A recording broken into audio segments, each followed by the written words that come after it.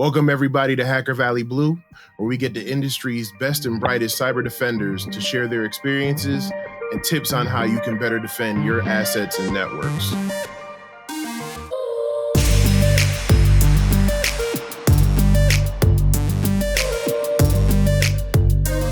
This season, I'm gathering some of the very best blue teamers across the field to form my all-star team of defenders who will use their talents against some of the biggest cyber threats that we face today. Join me as I meet with my team, learn about their origins, what drives them, and the pivotal role they play in the world of cyber defense. So without further ado, let's get to it. When it comes to IT and security, we can agree on two things. Complexity is increasing and manual asset inventory approaches no longer cut it. It's time to adapt. And that's where Axonius comes in. Axonius correlates asset data from existing cybersecurity and SaaS solutions to provide an always up-to-date inventory, uncover gaps, and automate action, giving you the confidence to control complexity. Sign up for a free walkthrough of the platform at axonius.com/get-a-tour. That's axonius.com/get-a-tour. And welcome everybody to another episode of Hacker Valley Blue. I am your host, Davin Jackson. Thank you for joining. If you guys aren't familiar yet, Hacker Valley, Chris and Ron have entrusted Hacker Valley Blue Season 3 to me to build up my team of what I call the defenders. So what I've been doing all season is trying to get the best and brightest people all over cyber defense to build this team of all-stars to help defend against all the attacks that's been going on and get their origin story, get, what makes them tick, and show what they do on the blue team side of things. So I've had innovators, I've had people who are specialists, I've had guests who are savvy veterans in the field, but we need to worry about the threats. And sometimes you need to actually go to where the threat is before you even know what it is. I liken that to one of my favorite comic book heroes, Wolverine, when he had to go to Madripoor and disguise himself as Patch to figure out what was going on with the crime and the threats in that area. So when I had to find my hunters, first two people that came to mind were Jonathan Stoner and Andy Piazza. And I'm going to have them speak to you and introduce themselves shortly. But again, this is going to be my episode of threat hunting, and I hope you guys enjoy it. So without further ado, let me welcome my guests, Jonathan and Andy. Good morning. Hey, everybody. Happy to be here. Thanks for having us. No, thank you for joining. Thank you for agreeing to do this. Like I said, building out my team, had to get some hunters on here, and I've seen the two of you put up a lot of stuff online and things that you've done in the past with threat hunting. So go ahead and introduce yourselves. Andy, you start first, and then we'll go into what you guys do.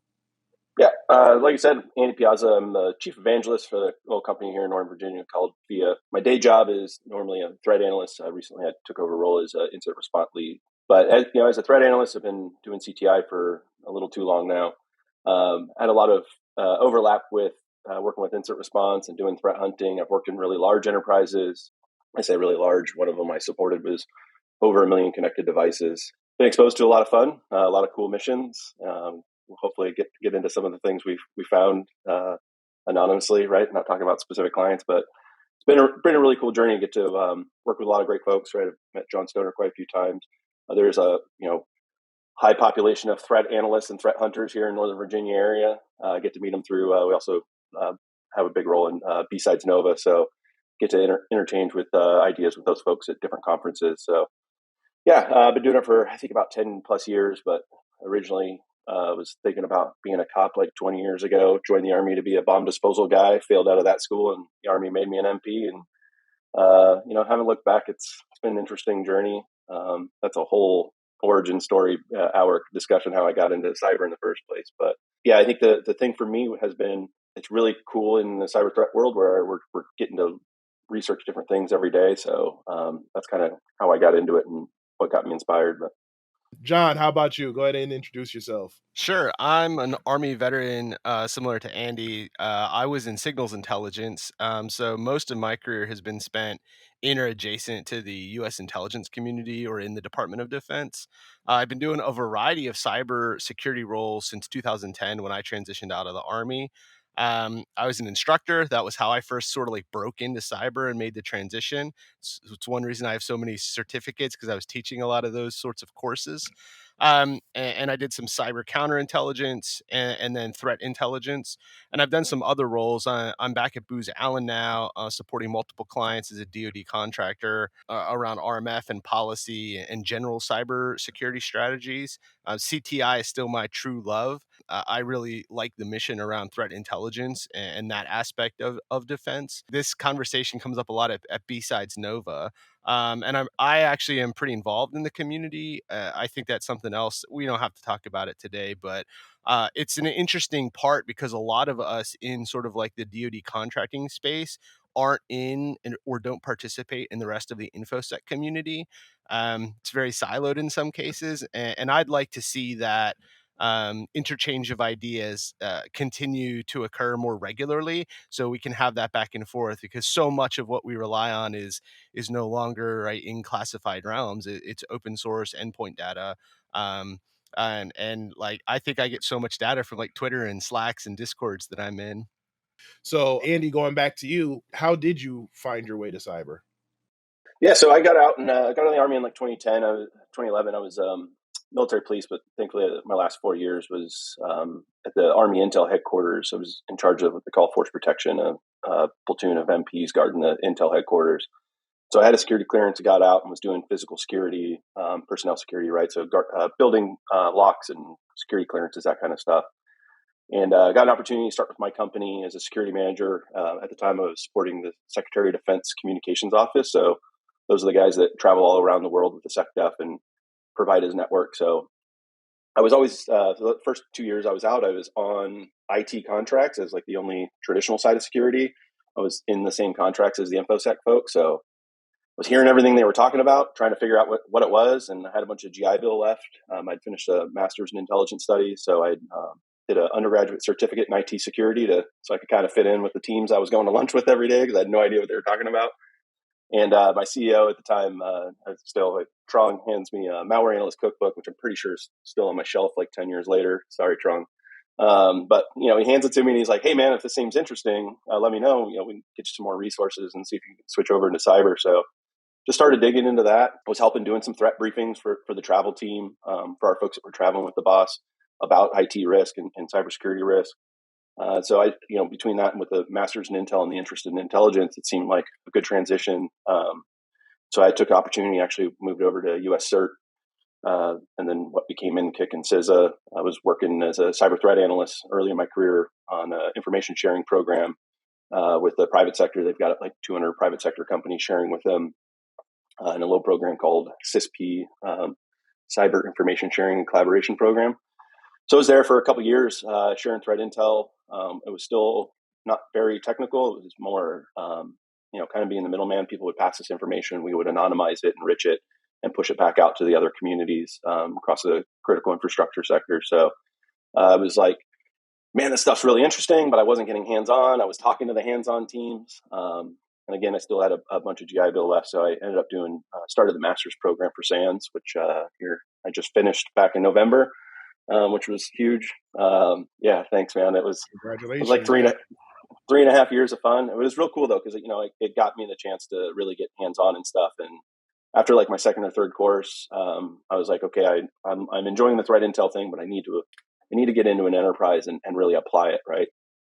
CISA's got a really great mission. They've got some super technical folks, but just the threat team I was on was all about information sharing, and so I was like, I got to go see where this really works. So I went over to another large government client. Like I said, about 1 million connected devices. The corporate side of the network was 200,000 machines. When we would query the EDR, we were hitting like 200,000 machines. Got in there and they're like, "Hey, you're a threat analyst, you're a threat hunter. Go find badness." And I was like, "Oh man, this is going to be great." Start pulling up blogs, started reading about threat hunting because I've been interested in it. Went to apply it, and they're like, do this query and you should see some anomalies. And I was like, cool. And we would have 10,000 of those because the network was just so large, right? So when you're in that size of an enterprise, that whole no normal find evil thing is really, really hard. And so, yeah, that was really my first experience. Spent about 3 or 4 years there. It was really, really interesting. It was a lot of fun. It was very challenging. There was a lot of swearing involved on days where, I had a really good hypothesis, and like I said, I get 10,000 results. Where like the worst thing in hunting is if you get 0 results, because then you don't know, did you not find anything or did your query suck, right? So yeah, it was a really good experience. Spent some time after that at a much smaller organization with only a couple thousand hosts, and was able to practice some things, some of the hunting techniques, anomaly based kind of hunting that you couldn't really do in a much larger organization. You could actually start kind of paying attention to user groups, right? When you're in a very large enterprise, it's really hard to say this group of systems, this is what normal traffic looks like, and that's really where you have to get to be a good hunter. In a smaller network, it's a bit easier, a bit more approachable. You start recognizing IP system, IPs and host names and parts of the network in a smaller network. But yeah, so that's really how I got into hunting. The other thing was I did as a threat guy, I got to work with the red team a lot. One of my favorite roles there on that larger team was anytime the red team would do like an actual full red team engagement, my job was to do the postmortem. And so I would go interview the red team, find out all the cool things that they did, right? And they would, give me all their artifacts and tell me their timeline. I would go interview the blue team and ask them what they found and what they did and review their tickets. But then I would go back into the systems and hunt for the things that the blue team either missed and detections may have caught, but an analyst may not have saw, or just, marked it as a false positive, or didn't see it at all. But then I would also hunt for artifacts that the red team left behind that our systems didn't necessarily detect. And so I'd usually get to spend a couple of weeks doing that. And that actually really helped me hunt, because I knew, because I got to interview the bad guy kind of a thing, right? I actually got to know what artifacts should have been there. And even after they told us that they cleaned up some of their tools, that was a really good experience. Super early kind of version of purple teaming, because it wasn't like I was monitoring them while they were doing it, but it was more like postmortem. But that's really what kind of taught me how to hunt and look for, artifacts that have been cleaned up, some evidence of, kind of tooling, as people call it. That was probably the most rewarding experience, and probably the most educational experience, was being able to work with both red and blue and be able to hunt kind of in the middle. Nice. So, I mean, yeah, I see why you said it was going to be a long story, but it worked, right? It shows the growth and everything that you've done, and it's a really cool experience, I guess, to actually see that and then be able to talk to the red teamers and then get that understanding. That's a big part of cyber threat intel, is we have to be able to talk to a lot of different teams, right? You have to get, you talk to some of the network engineers or security engineers, and they get super technical. And then you've got to be able to boil that down and go make it into a bullet point for an executive, right? There's an educational role here as well, because I think we've worked with lots of clients who think that they want threat intelligence, or they've heard the term, but they don't have the maturity to actually perform or use information from a threat intelligence team. So I saw this across engagements with the defense industrial base, with DoD, private companies that contract with the U.S. government, is that many of them really don't have the maturity in place to make full use of threat intelligence, and they're not ready to do threat hunting on the network, right? They haven't performed all the basics, right? Like they may have box checked some NIST standards, but you're not in a position to make use of threat intel. And this is something we talk about all the time. This whole podcast could be about like what percentage of like Fortune 500 companies can actually do threat intel or hunting or red teaming beyond just like what's required for regulatory purposes. Right, because we all then talk in our little threat intel bubbles about how like important and cool this is, and we're like people who own Ferraris in Annapolis. Like, okay, well the 12 of you are awesome, but everybody else just needs like a car. So it's really interesting, that aspect of all of this as well, is that sometimes you get lost in like your little echo chamber, in whatever specialty you have in cybersecurity, whether it's like, reverse malware analysis. And it was like, reverse malware analysis, you haven't implemented multi-factor authentication yet, right? There's like maturity things to do before you worry about like, should we have a purple team? You should have a SOC that like has a like tooling to enable them to do their job first before you hire a purple team. There's levels to this, definitely. Now, what about you? So you started in the Army, you did signals intelligence and stuff like that. Now, did you know from that point that's where you wanted to be and that's where it was going to go? No, it's been an interesting journey for myself. So I really started to go down the cybersecurity route the first time I was at Booz Allen Hamilton. They had cybersecurity boot camps in place at the time, and that we still have a lot of educational material like that if people want to change mid-career. So that was the first time I was exposed to certified ethical hacker, certified hacking forensics investigator classes. Um, and I think at that point I knew I could do something in cybersecurity and try to match it up with other skills I had as an intelligence analyst, getting out of the army. But it took a long time to find my niche. Like I was a cyber instructor for a number of years, and I actually I really enjoy being on platform, but there's also some salary ceilings in that field because there's a lot of really low cost vendors in the training space. It's just how it is, and I wanted to do something that was a little bit more meaningful. So all of those factors pushed me to end up in cyber counterintelligence, which I really enjoyed, and that's very different, right? That's cybersecurity analysis of advanced adversaries to further operations and missions in a counterintelligence space, right? So it's very niche, mostly within DoD and the intelligence community, and I really like that kind of work. And then that kind of was a transition into threat intel at a federal cyber center.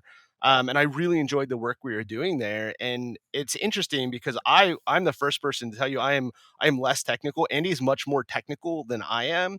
And what I actually love is leading the technical team. I have found that there's a gap in leadership, project program management around actually trying to deliver meaningful career advice to the people on your team, and actually guide them, provide technical mentorship, career mentorship, while ensuring we're meeting the deliverables, the client, whatever their priority intelligence requests are, whatever the mission requires.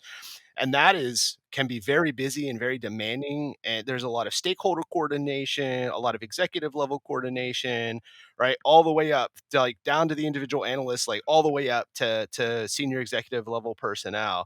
And I really like that sort of leadership position that is a lot technical still and hands on to some degree. I could still write products, QC products, make sure we're doing the right thing, ask smart questions to see if the analysts, followed standard analytic practices to reach their conclusions. So threat intel is my space I love to work in, but I've realized there's a gap for technical leadership because a lot of really hands-on people don't want the leadership role. So we need fully capable, confident people who want to be in leadership roles who still understand technically what's going on. So if I could design my own role, it's leading a team of cyber threat intel people. That's my ideal space to be in. Nice. I have a question about some of the differences that you talked about between traditional threat hunting, CTI, and counterintelligence. But before we get to that, I do have a follow up question to what you're saying, and Andy, you can jump in here too. I've heard you mention a couple times training, mentorship, building people up, and on the offensive side, this is something that I think I've been yelling from the rooftops and the mountaintops for years now about building up a program in house that could help train, our future pen testers or red teamers. Too many times, these companies want someone who has, CEH, OSCP, uh, PNPT, from uh, Cyber Mentor, to name a few. But they want people to just come in, and one of the things that I cringe every time I hear someone say it, like a job recruiter or HR person, is we need someone who can come in and hit the ground running. Day one, hit the ground running. Yeah, every time I hear that, it infuriates me like a little bit inside, and what Well, first makes me off, want. your accounts aren't going to be ready for 3 weeks, but go ahead, hit the ground running. Yeah, it makes me want to say a bunch of words that I'm pretty sure Ron and Chris will get mad at if I say on here, but I've been saying this for a while that we need to come up with a program where we can build our people up. And I think it would serve so many problems. It would help resolve so many problems. One, it would build more qualified people, and then two, I also think that would also build a lot of job retention. What are your thoughts on the importance of having these things in place, especially on the blue teaming side? Probably my last 4 clients, I think, I've started an in-house training program for our teams almost right away at each of the teams. I try to give it a couple of months, right? Figure out what's left and right for me. And then I almost always immediately set up 2 hours a week. But one of the things I like to do, my kind of format is I break it down where the first section is academic and we talk about the theories behind things, right?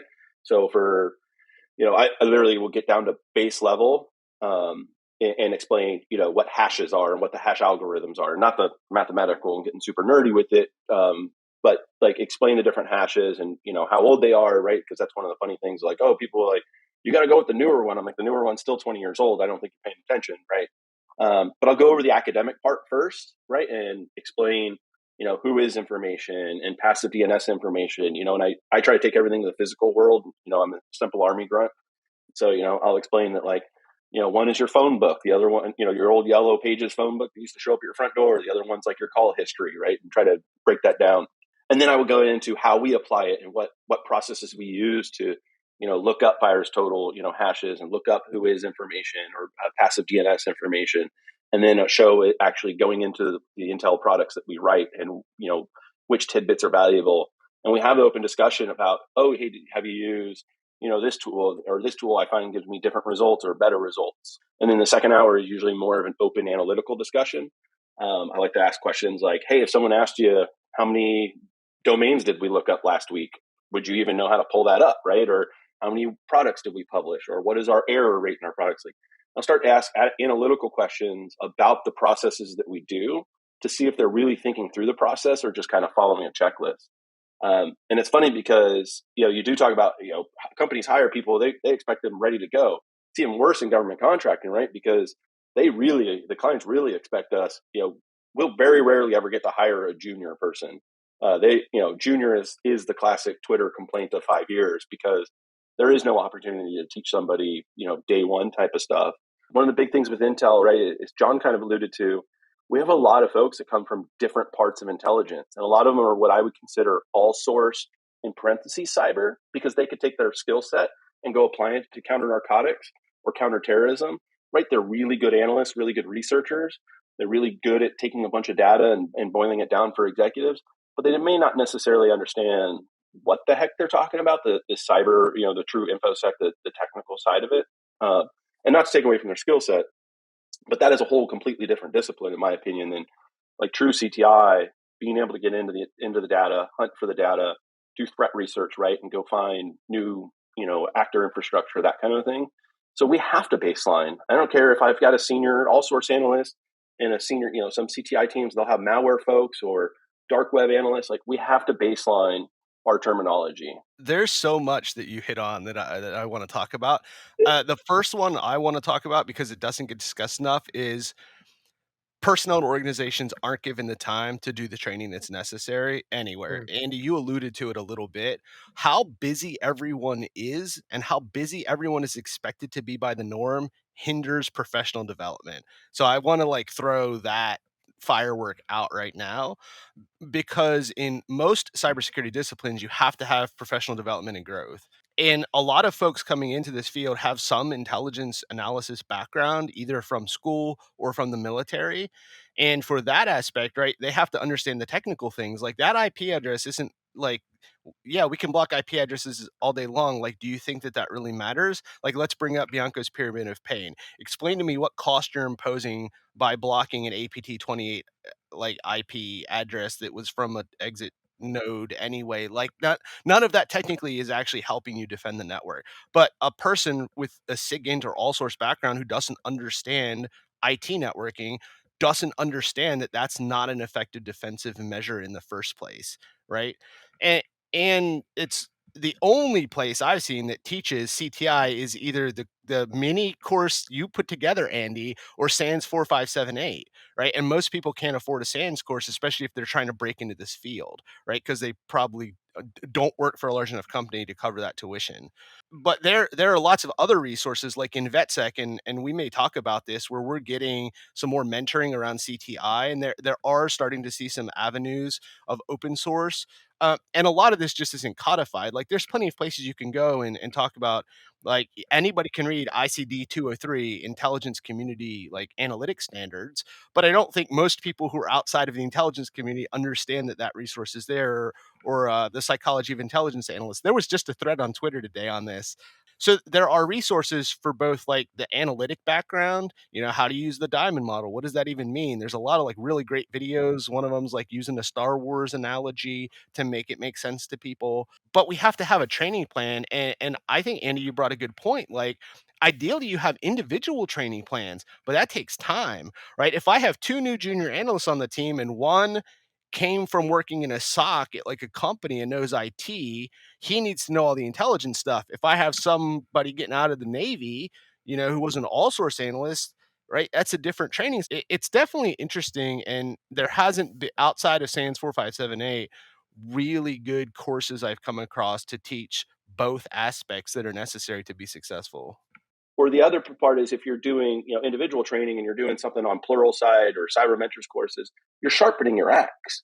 So yeah, you might be stopping for an hour or two a week, but you're going to be so much faster at that task the rest of the year. You're going to make up that time really quickly just by being a better analyst and being faster at it. I'm a big advocate of trying to bring training in and incentivizing your staff, incentivizing your team to do it, even doing it during work hours. I think that's a big incentive right there, because a lot of people, a lot of companies, and rightfully so to a certain extent, expect you to do a lot of your learning and stuff after hours. But a lot of us have families, multiple jobs, do other things, so it's really hard to get that training in or to get a couple hours in on these sites, because you have a lot of people who are treading water. And I'm speaking from experience. There have been a lot of times where I've been on teams and I'm just like, I'm just maintaining, hoping no one notices that I'm like the weakest link right here, and and I just need to hold on long enough for me to learn this stuff on the side. But that leads to a lot of burnout, and that also leads to less job retention when people feel like they just don't have it in them anymore. It's the quote, right? It's the quote that comes up in a meme form all the time. Well, what happens if we train people and they leave? Well, what happens if we don't train them and they stay? Exactly.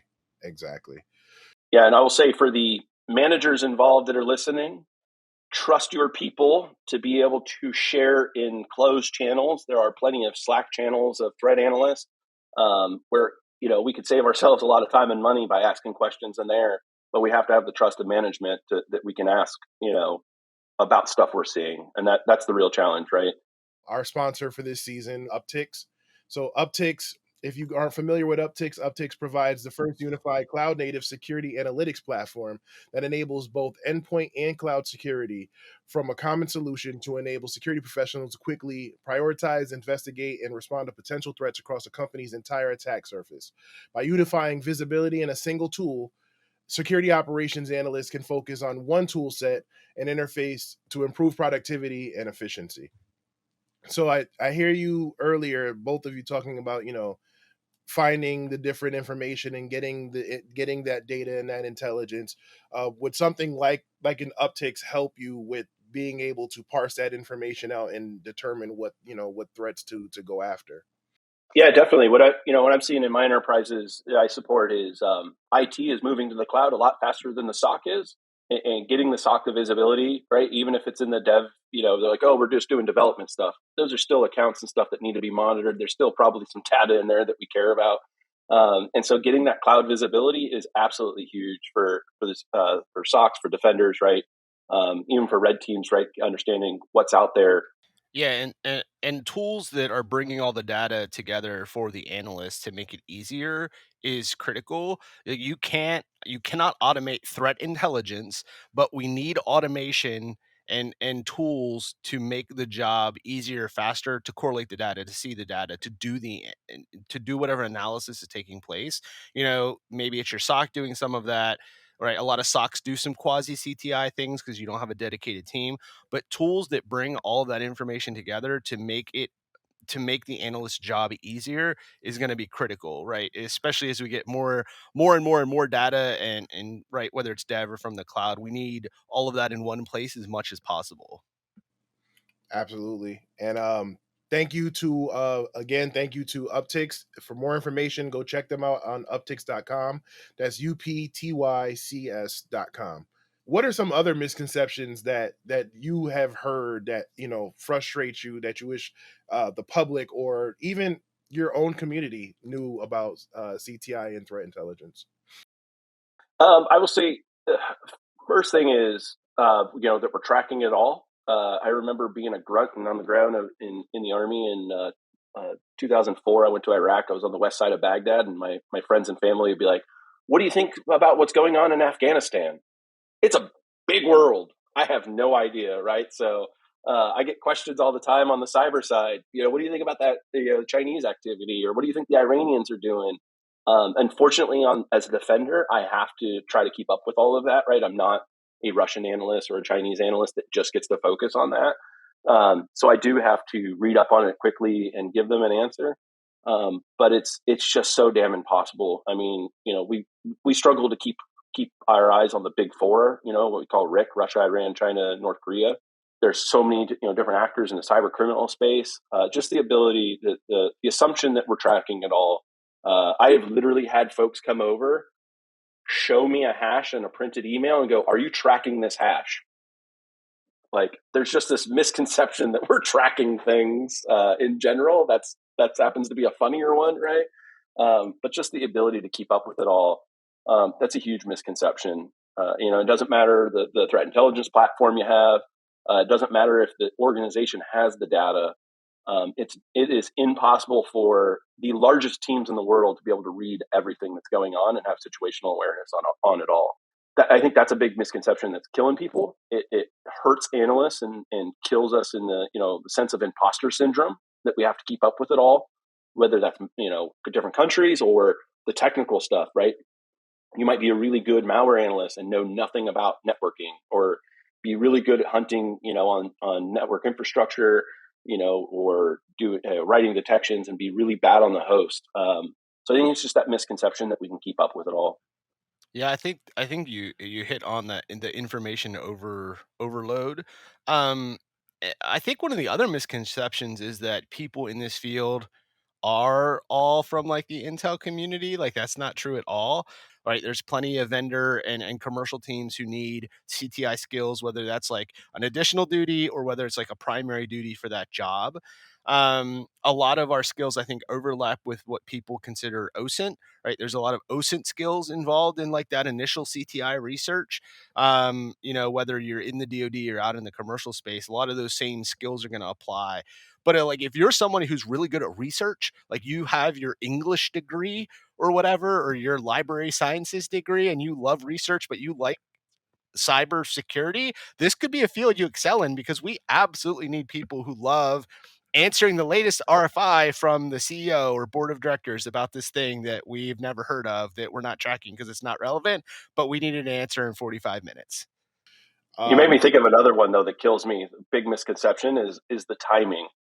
Timing in cyber is huge, right? Like, when Ukraine broke and Russia started crossing the border, like the first day, people were like, "Oh, what happened to cyber? I thought cyber was going to be a big component." Well, first off, most reports are reporting about activity that are months old, right? When you read like a true APT report, like the full, like, here's a whole campaign, that crap's usually about a year ago, right? Like 6 months to a year ago. We talk about dwell times, we talk about all that.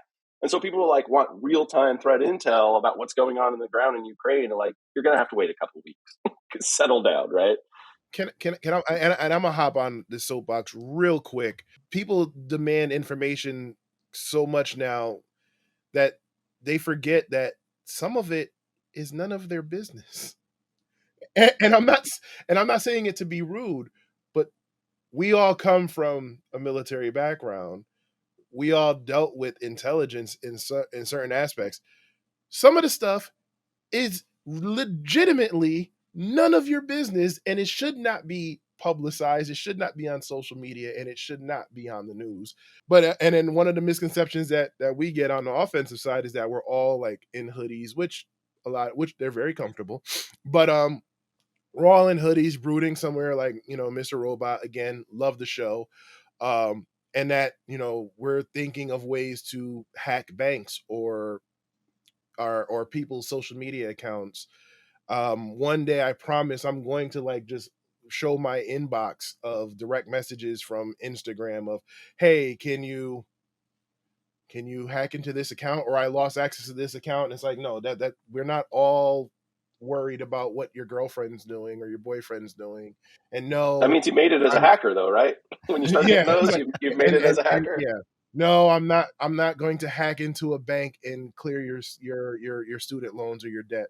But with the advancement of attacks and threat actors and everything, how are you keeping up with that? I mean, I know it's stressful to try to figure out what information is more important and what the executives want to know versus what's really important. But how are you staying on top of it and staying ahead?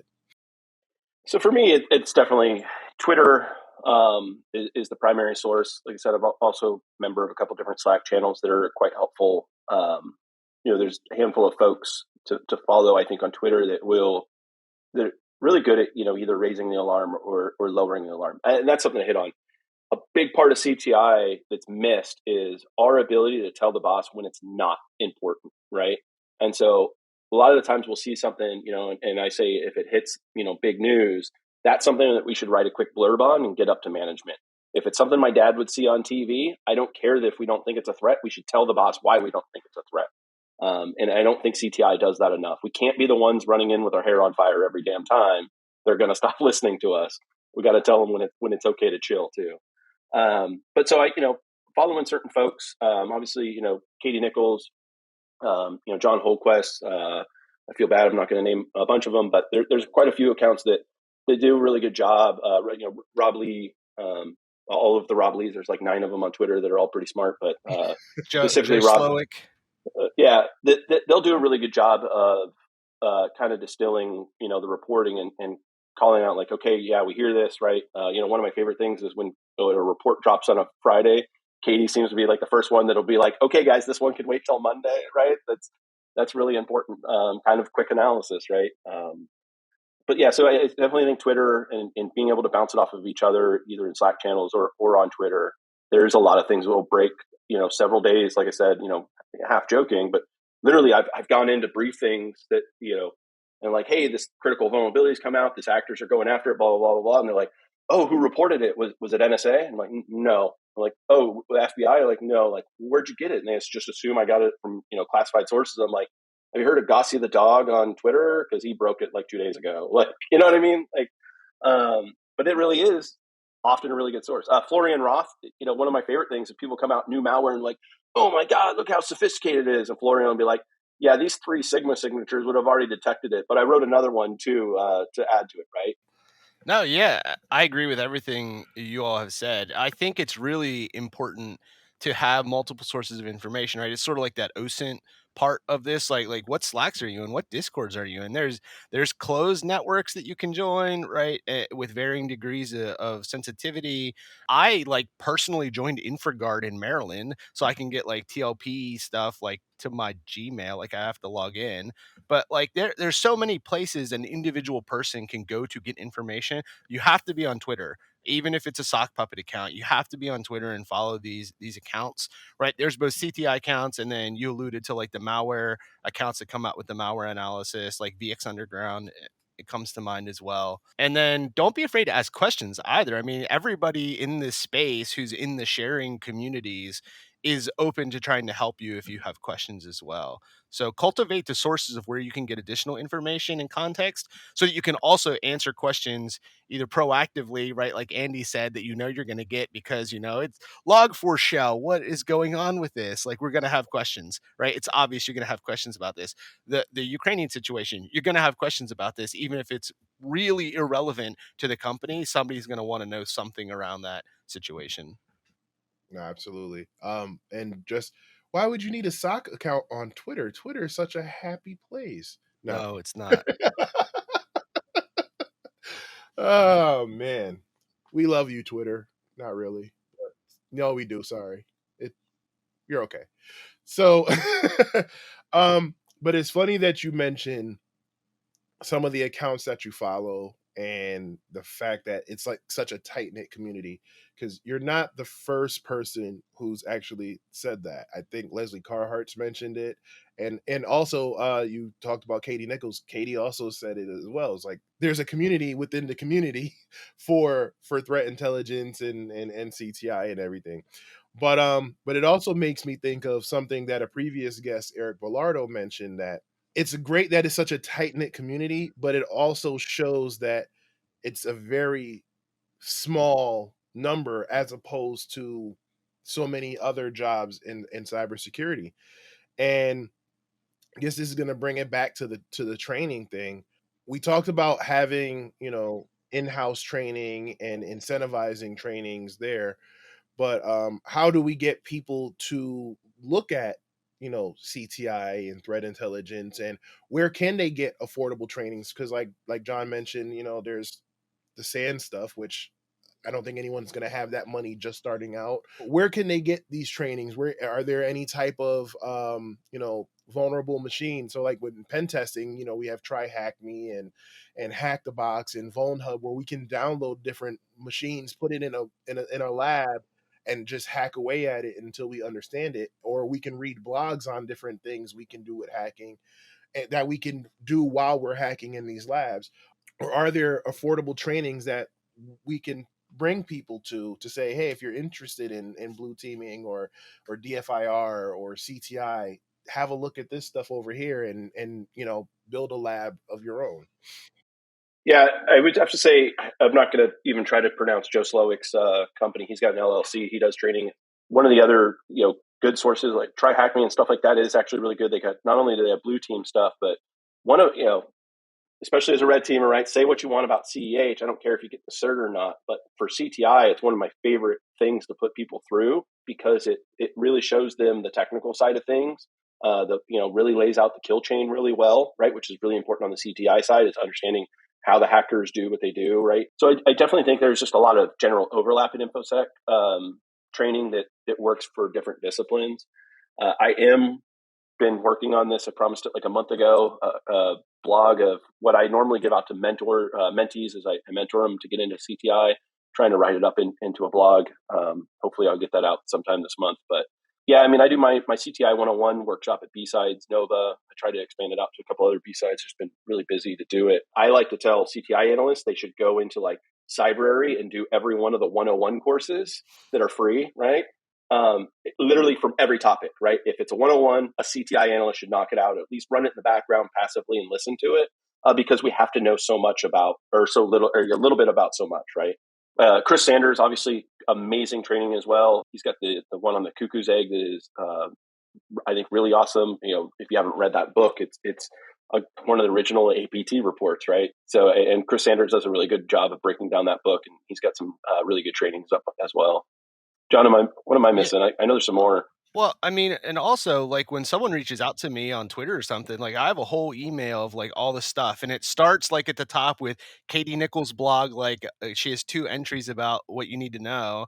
I recently put together like my own PDF of like these are all like it covers Sticks and Yara and like some free MITRE attack stuff because there's so much to potentially cover.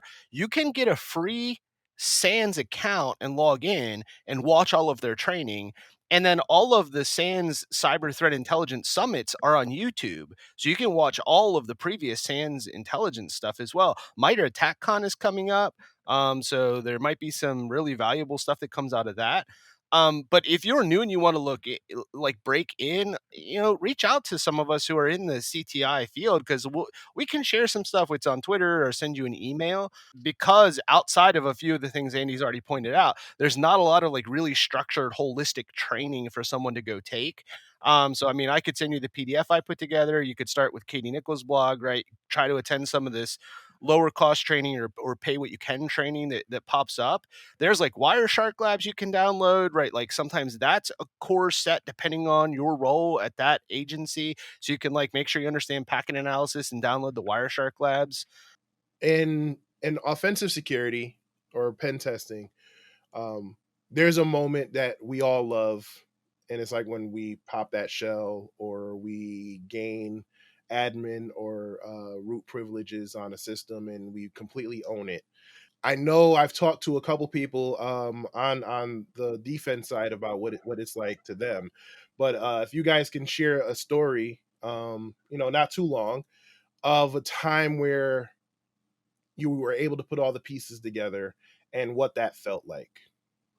Yeah, I'll say, threat hunting is this really cool thing where, it reminds me a lot of like the red team side of things, right? Where you try and you try and you try and you finally succeed and you're like, hell yeah, I succeeded. And then you realize you found badness and it's a bad day for like the IR team and you shouldn't be as excited as you are. I got on a call one time. Like I said, we found different hunt. And I found an administrator he was trying to move laterally to another part of it, part of the network. We had multiple sets of credentials for different parts of the sensitivity, right, of the network, and he was trying to run a script, and it looked like malware trying to move laterally. And so, like, they had a bridge call, and we had the incident response team, we had the cybersecurity operations director on the call, and this poor junior sysadmins on call, in his management, and it's getting really, really contentious, and it's like 15 minutes into the call, and finally, thankfully, my manager was like, "Wait, Andy found it. Andy, what were your questions?" And I was like, "I just need to know, was that you doing it, or was it a bad guy?" And he's like, "Oh, that was me. I was having a problem with the other account." And I was like, "Cool." And like the temperature immediately dropped, but it was getting contentious, and I was like, "I didn't mean to get this guy screwed. Like, I just want to make sure it's not an APT." So yeah, it's you have to handle the comms, right? You have to handle the situation. You have to handle the finding, like I said, because it could be an insider threat perspective. Yeah, it can get real hot. that ties into like one of my earliest technical memories of us trying to ascertain with the data that was visible to us, is this an adversary or is this the account owner conducting that movement, right, because it shouldn't, like, if that's actually their account, one, it's also outside of normal working hours, so like that starts to be an indicator, but you don't know, is it an insider threat, or like if they're system administrators, they often are working outside normal hours, so like can we call Bill and like ask him? But then like if you talk to them and they're an insider, right, it gets really complicated. And then like, do you have the right authorities? And this ties back into like working in the DoD a little bit, right? Because is this a counterintelligence problem now? Is it an insider threat problem? Right? You cannot ascertain intention with visible artifacts on the network. Like we don't know.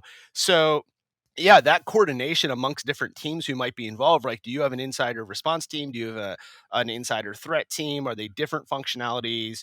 Like how soon, like, do you have to get HR or lawyers involved if you're a corporate entity, right? You're a commercial business, right? Because if it is an insider threat, that's a whole different issue. And then hopefully you have a playbook on how you're going to deal with that, both from a technical perspective and then all the non-technical perspective, like HR, legal things as well. And that's an aspect of CTI we probably don't talk about as much either, right? Because like, I mean, on one hand, it's not an advanced persistent threat. I don't know if that's better or worse. Like it might be even more complicated if it's an insider who has, root level access to the system already, because we don't know what the intentions are. Or is that person, just, it's their account, but it's not them actually doing it. And how do you want to try to ascertain that? It can be really complicated really quickly in that scenario. I was involved in one particular case where I don't know that it was ever really determined. It was very complicated. Yeah, I think one of the things that threat hunting teams need to do early in their program is, red teams do it really well. You build a deconfliction, chain of command, right? The SOC will call the red team lead, or the red team will report, which systems they're testing on a certain day, that kind of a thing. We don't do that with IT very often in most organizations.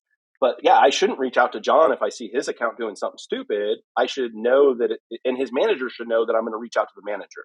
IT, sysadmins, they should know, hey, if I get called in after hours, or I get an alert after hours, I need to immediately notify my supervisor, because I shouldn't.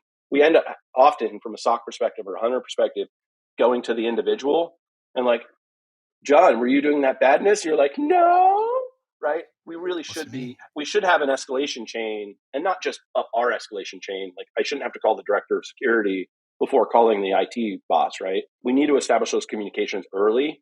One, so that they just know what the phone call is. Like, I'm not trying to get anybody in trouble. I'm trying to deconflict and make sure it's not a bad guy. Did you download Mimikatz by mistake or not? We kind of need to know. Right. When you get a lot of IT True admins, right? stories. What advice would you give to any new or upcoming threat hunters? It's okay not to know stuff. It's InfoSec is for any career field in InfoSec. It's very overwhelming.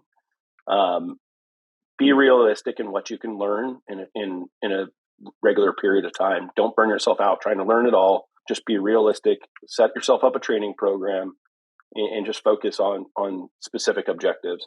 You can't be in Try Hack Me and this CTF and that site and in a Udemy course and pick a training path, right? I have a blog out and a talk out from a couple different conferences on how to build training paths. Find a training path and stick to it, and just it'll help you from being overwhelmed. There's a lot to learn. Don't be afraid to ask noob questions or stupid questions. We're all trying to figure this crap out together. Yeah, so in addition to that, try to find a mentor. I always try to tell people you can definitely have a mentor where you work, and it's also helpful sometimes to have a mentor outside of where you work, just for some different perspectives. But there's plenty of CTI people in the community who are probably willing to help you. And then find your community involvement, right? Like if it's B-sides, if it's like a vet sec, if you're a veteran, they have a lot of stuff. Is it WESIS, right? There's so many organizations that will have technical and non-technical help for you regardless of which specific specialization you're in, right? And CTI can cover a lot of different things, like Andy already said. So like if you suddenly need to know cloud, where are you going to go? Or you have a question about this EDR you have no experience with. So trying to build up some mentorship and connections in the community will help you across your whole career. Absolutely 100% agree. Like I said, I started out my career with no mentor. I couldn't find one, and I often kick myself and wonder how much further I would have went had I not been so stubborn. Um, but that's the story for another day. Andy, John, thank you for joining. Thank you for sharing your experiences about threat hunting. Thank you to everybody watching and listening to Hacker Valley Blue. Hope you go check out the previous episodes with the previous guests. I have a lot of cool people going on this season with my team. Again, building my team called the Defenders. And the goal is to get everybody together and just, address all of these cyber threats that we're dealing with. Go check us out on our Discord. Hacker Valley Media launched a Discord where you can talk to me. You could talk to a bunch of the other hosts from all the different shows at Hacker Valley. And some of the guests might even be there too. So we'll drop the link to the Discord and make sure you tune in there as well. So until next time, stay safe. I hope you enjoyed this episode of Hacker Valley Blue. If you did, please remember to like it, subscribe to the channel, share it with your friends and colleagues and family members, get it all out there, and make sure you tune in for the next episode. Also remember to join our Discord server, and you can talk to me and some of the other Hacker Valley family. So make sure you go check us out over there too.